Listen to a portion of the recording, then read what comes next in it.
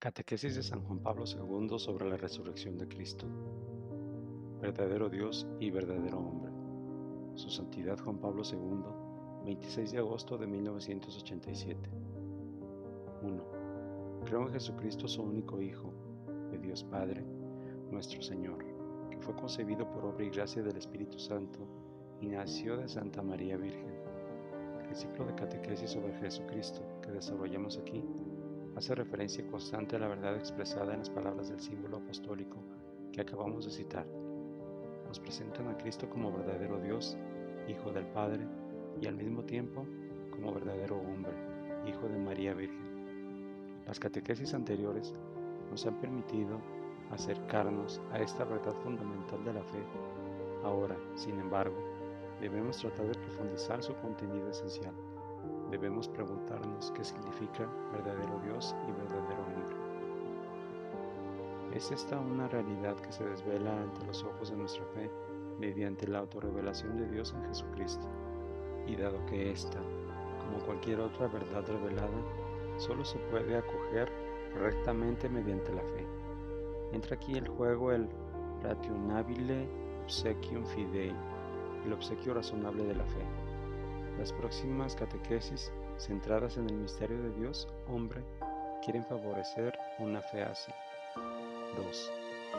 Ya anteriormente hemos puesto de relieve que Jesucristo hablaba a menudo de sí, utilizando el apelativo de Hijo del Hombre. Confer Mateo 16, 28, Marcos 2, 28. Dicho título estaba vinculado a la tradición mesiánica del Antiguo Testamento y al mismo tiempo respondía a aquella pedagogía de la fe a la que Jesús recurría voluntariamente. En efecto, deseaba que sus discípulos y los que lo escuchaban llegasen por sí solos al descubrimiento de que el Hijo del Hombre era al mismo tiempo el verdadero Hijo de Dios. De ello tenemos una demostración muy significativa en la profesión de Simón Pedro, hecha en los alrededores de Cesarea de Filipo, a la que nos hemos referido en las catequesis anteriores. Jesús provoca a los apóstoles con preguntas. Cuando Pedro llega al reconocimiento explícito de su identidad divina, confirma su testimonio llamándolo bienaventurado tú, porque no es la carne ni la sangre quien esto te ha revelado, sino mi Padre. Confer Mateo 16, 17. Es el Padre el que da testimonio del Hijo, porque solo Él conoce al Hijo. Confer Mateo 11, 27. 3. Sin embargo, a pesar de la discreción con que Jesús actuaba aplicando ese principio pedagógico de que se ha hablado, la verdad de su filiación divina se iba haciendo cada vez más patente, debido a lo que él decía y especialmente a lo que hacía. Pero si para unos esto constituía objeto de fe, para otros era causa de contradicción y de acusación. Esto se manifestó de forma definitiva durante el proceso ante el Sanedrín. Narra el Evangelio de Marcos. El pontífice le preguntó y dijo: ¿Eres tú el Mesías, el Hijo del Bendito? Jesús dijo: Yo soy, y veréis al Hijo del Hombre sentado a la diestra del Padre y venir sobre las nubes del cielo. Marcos 14, 61, 62. En el Evangelio de Lucas, la pregunta se formula así: luego, ¿eres tú el Hijo de Dios? Díjoles: vosotros lo decís, yo soy. Lucas 22:70. 4. La reacción de los presentes es concorde. Ha blasfemado. Acabáis de oír la blasfemia. Reo es de muerte. Mateo 26, 65, 66. Esta exclamación es, por decirlo así, fruto de una interpretación material de la ley antigua. Efectivamente leemos en el libro de Levítico: quien blasfemare al nombre de Yahvé será castigado con la muerte. Toda la asamblea lo lapidará. Levítico 24:16. Jesús de Nazaret, quien ante los representantes oficiales del Antiguo Testamento declara ser el verdadero Hijo de Dios, pronuncia, según la convicción de ellos, una blasfemia. Por eso, reo es de muerte, y la condena se ejecuta, si bien no con la lapidación según la disciplina veterotestamentaria, sino con la crucifixión, de acuerdo con la legislación romana. Llamarse a sí mismo Hijo de Dios quería decir hacerse Dios. Confer Juan 10:33, lo que suscitaba una protesta radical por parte de los custodios del monoteísmo del Antiguo Testamento. 5.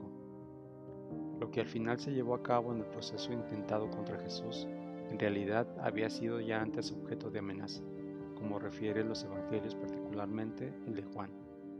Leemos en él repetidas veces que los que lo escuchaban querían apedrear a Jesús, cuando lo que oían de su boca les parecía una blasfemia. Descubrieron una tal blasfemia, por ejemplo, en sus palabras sobre el tema del buen pastor, Confer Juan 10:27-29, y en la conclusión a la que llegó en esa circunstancia: yo y el Padre somos una sola cosa, Juan 10:30. La narración evangélica prosigue así: de nuevo los judíos trajeron piedras para apedrearle. Jesús les respondió: muchas obras os he mostrado de parte de mi Padre, ¿por cuál de ellas me apedreáis? Respondieronle los judíos: por ninguna obra buena te apedreamos, sino por la blasfemia, porque tú, siendo hombre, te haces Dios. Juan 10:31-33. 6. Análoga fue la reacción a estas otras palabras de Jesús: antes que Abraham naciese, era yo. Juan 8:58. También aquí Jesús se halló ante una pregunta y una acusación idéntica: ¿quién pretendéis ser?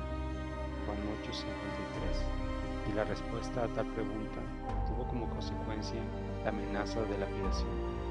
Confer Juan 8:59. Está pues claro que si bien Jesús hablaba de sí mismo sobre todo como del Hijo del Hombre, sin embargo, todo el conjunto de lo que hacía y enseñaba daba testimonio de que Él era el Hijo de Dios en el sentido literal de la palabra, es decir, que era una sola cosa con el Padre y por tanto, también Él era Dios, como el Padre. Del contenido unívoco de este testimonio es prueba tanto el hecho de que Él fue reconocido y escuchado por unos. Muchos creyeron en Él, como por ejemplo Juan 8:30. No todavía más el hecho de que halló en otros una oposición radical, más aún la acusación de blasfemia, con la disposición a infligirle la pena prevista para los blasfemos en la ley del Antiguo Testamento. 7. Entre las afirmaciones de Cristo relativas a este tema, resulta especialmente significativa la expresión yo soy. El contexto en el que viene pronunciada indica que Jesús recuerda aquí la respuesta dada por Dios mismo a Moisés, cuando le dirige la pregunta sobre su nombre: yo soy el que soy. Así responderás a los hijos de Israel: yo soy me manda a vosotros. Éxodo 3:14. Ahora bien, Cristo se sirve de la misma expresión yo soy en contextos muy significativos. Aquel del que se ha hablado concerniente a Abraham: antes que Abraham naciera, era yo. Pero no solo ese, así por ejemplo: si no creyereis que yo soy, moriréis en vuestros pecados. Juan 8:24. Y también: cuando levantéis en alto el Hijo del Hombre, entonces conoceréis que yo soy. Juan 8:28.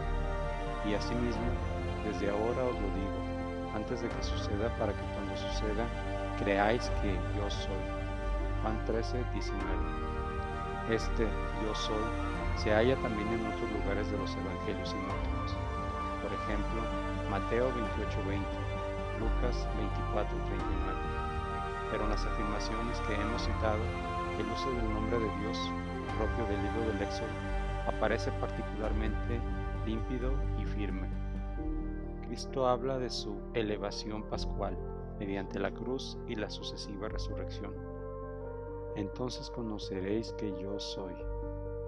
Lo que quiere decir entonces, se manifestará claramente que yo soy aquel al que compete el nombre de Dios. Por ello, con dicha expresión, Jesús indica que es el verdadero Dios. Y aún antes de su pasión, Él ruega al Padre así: todo lo mío es tuyo y lo tuyo mío. Juan 17:10, que es otra manera de afirmar: yo y el Padre somos una sola cosa. Juan 10:30. Ante Cristo, Verbo de Dios encarnado, unámonos también nosotros a Pedro y repitamos con la misma elevación de fe: tú eres el Mesías, el Hijo de Dios vivo. Mateo 16:16.